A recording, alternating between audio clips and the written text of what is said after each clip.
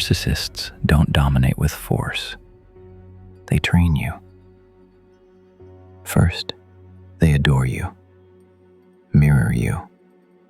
You feel chosen.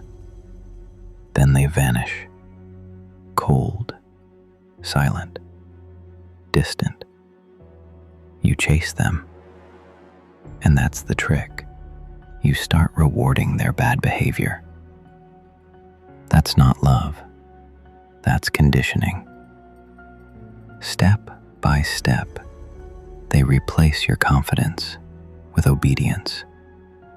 You won't even realize it's happening until they've already won. Want to see exactly how the cycle works? Watch the full breakdown before it happens to you.